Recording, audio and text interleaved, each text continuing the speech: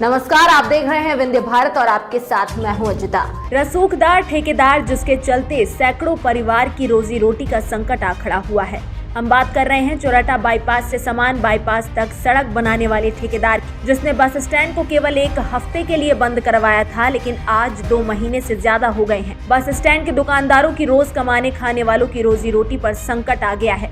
उनके चूल्हे कैसे जलेंगे, उनके सामने एक बड़ा सवाल उठ खड़ा हुआ है। ऐसा नहीं है दुकानदारों ने अपनी तरफ से प्रयास न किया हो, लेकिन दुकानदार पहले पूर्व मंत्री के पास गए, विधानसभा अध्यक्ष के पास गए, प्रशासन के पास गए, लेकिन ठेकेदार का रसूख सर चढ़कर बोल रहा है। उसको लगता है कि उससे बड़ा पावरफुल रीवा में कोई है ही नहीं, उसका कोई कुछ नहीं कर सकता।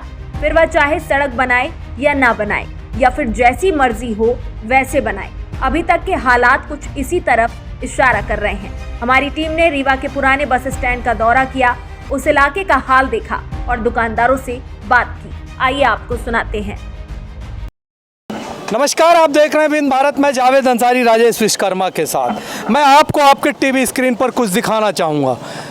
आमतौर से 12 महीने 24 घंटे गुलजार रहने वाला यह रीवा का पुराना बस स्टैंड, जो इस समय आप अपने टीवी स्क्रीन पर देख पा रहे हैं, सन्नाटे में डूबा हुआ है। यहाँ पर कुछ भोजनालय हैं, वो भी आप अपने टीवी स्क्रीन पर देख पा रहे होंगे। हमारे साथ कुछ यहाँ पर दुकानदार भी हैं। यहाँ पर जिस तरीके से सन्नाटे का आलम है, कहा जा सकता है यहाँ के दुकानदारों की रोजी रोटी पर संकट। रोजी रोटी पर संकट केवल इस वजह से, यहाँ पर मैं एक बार फिर से आपको टीवी स्क्रीन पर कुछ दिखाना चाहूँगा। जहाँ से गाड़ियाँ इस समय गुजर रही हैं, इस सड़क पर एक ठेकेदार काम कर रहा है। वो ठेकेदार पता नहीं कब से काम कर रहा है, उसकी शासन प्रशासन में कितनी बड़ी पकड़ है, कितनी पहुंच है, उसके लिए तमाम उन लोगों पर रोजी रोटी का संकट आ जाता है जिनकी उससे कोई भी गलती नहीं, उनकी कहीं कोई भी, वो सड़क ही नहीं बना रहा। जब सड़क नहीं बनाएगा तो यहाँ गाड़ियाँ नहीं आएंगी। ये लोग तमाम नेताओं के दरवाजे पर जा चुके हैं, लेकिन कोई भी सुनने के लिए तैयार नहीं। यहाँ बस स्टैंड के यहाँ तमाम पदाधिकारी, मैं इन्हीं से बात करूँगा। क्या है आपकी समस्या? हम लोगों की समस्या ये है कि बस स्टैंड का व्यापार जो है बसों के मुसाफिरों से चलता है। जो 2 साल पहले कोरोना काल में लॉकडाउन के चलते पूरा व्यापारी आर्थिक रूप से कमज़ोर हो चुका है। ये मॉडल रोड निर्माण के चलते 1 हफ्ते के लिए जो है प्रशासन ने कहा था कि बसों को रेलवे तिराहे में शिफ्ट कर रहे हैं अस्थायी। 1 हफ्ते के लिए कहा था, कितने दिन बीत गए? 2 महीने होने वाला। 1 हफ्ते की जगह 2 महीने बीत गए। रोज कमाने रोज खाने वालों के घरों में किस तरीके का संकट होगा, इसकी कल्पना आप इसी बात से कर सकते हैं। बताइए। बस समस्या ये कि 1 हफ्ते के लिए बोला गया था, 2 महीने का समय हो गया, अभी तो कोई सुनने को तैयार नहीं है। खाने पीने के बिल्कुल लाले पड़े हुए हैं, हालत ख़राब है दुकानदार। 2 साल से लॉकडाउन हम लोग कमर तोड़ दिया। किसी ये लगा कि थोड़ा सा बस स्टैंड चालू होगा, कुछ व्यापार होगा। 5 दिन के लिए बोला गया, धीरे धीरे करके 2 महीने हो गए। 5 दिन के लिए बोला गया था, 2 महीने हो गए। अब ये लगातार आप लोगों की समस्या क्या है, बताइए। यही समस्या है सर जी। 1 हफ्ते के लिए बोला गया था, 2 महीना करीब हो गया, हम लोग परेशान हैं। हम व्यापारी, हम लोग किराए से दुकान लेके भाड़ा दे रहे हैं 2-2 महीने से। किसी प्रकार की कोई प्रशासन द्वारा सहायता नहीं मिल रही है।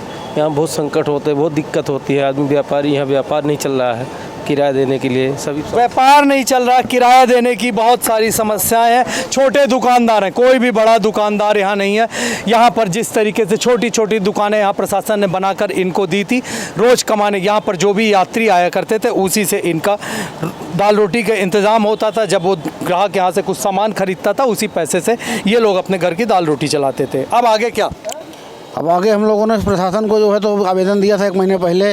उन्होंने कहा था कि जल्द ही आपका समस्या का निराकरण हो जाएगा, परंतु 1 महीने उसके हो गया कि अपन को दिए भी कुछ समस्या का समाधान नहीं हुआ। अभी हम लोग जो है तो 8 तारीख को विधानसभा अध्यक्ष महोदय के यहाँ अपनी समस्या को लेकर गए थे।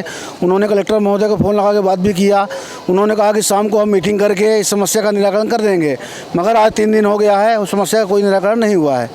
विधानसभा अध्यक्ष से भी इनकी बात हुई, पूर्व मंत्री से भी इनकी बात हुई, तमाम लोगों से बात हुई, लेकिन ठेकेदार का रसूख, हम तो यही कहेंगे ठेकेदार का रसूख उसके चलते ये तमाम यहाँ पर कितनी दुकानें होंगी इस बस स्टैंड के अंदर? यहाँ पर कम से कम भाई साहब बस स्टैंड के अंदर 200 दुकानदारें हैं। 200 दुकानदारों के घरों के चूल्हे का संकट केवल एक आदमी की वजह से माना जा सकता है। हालांकि विधानसभा अध्यक्ष, पूर्व मंत्री, तमाम लोगों ने दुकान को एक हफ्ते के अंदर यहाँ पर फिर से पुराने रवैये, पुराने तरीके से इस बस स्टैंड को दिखाने की बात कही थी। केवल एक बस यहाँ पर खड़ी हुई है, वो भी जगह उसके पास नहीं थी, इसलिए उसने यहाँ पर खड़ी कर दी। यहाँ से सारी बस स्टैंडों के जितने भी बस स्टैंड से गाड़ियाँ चलती थी सबको यहाँ पर प्रतिबंधित कर दिया गया है। रीवा के रेलवे स्टेशन के पास से बसों का संचालन हो रहा है। रीवा के रेलवे बस स्टैंड के पास से बसों के संचालन का रीवा के शहर के लोगों का एक और नुकसान, उनको जहाँ किराया 10 रुपये लगता था अब वो किराया 20 रुपये लगने लगा। सीधी बात है, रीवा शहर के लोगों की जेब से भी पैसे जा रहे हैं और इन लोगों के जो आपके टीवी स्क्रीन पर ये लोग दिखाई दे रहे हैं, इनकी रोजी रोटी का संकट, इनका साफ तौर से कहना, कोरोना 2 साल कोरोना ने कमर तोड़ी। अब जब ऐसा लगा कोरोना के बाद हमारा जीवन पटरी पर आ रहा है तो एक ठेकेदार की वजह से इनका जीवन फिर से कोरोना काल में वापस लौट गया। हम लगातार इस खबर पर नज़र बनाकर रखेंगे। अब अपने मेज़बान जावेद अंसारी को दीजिए इजाज़त। देखते रहिए विंध्य भारत।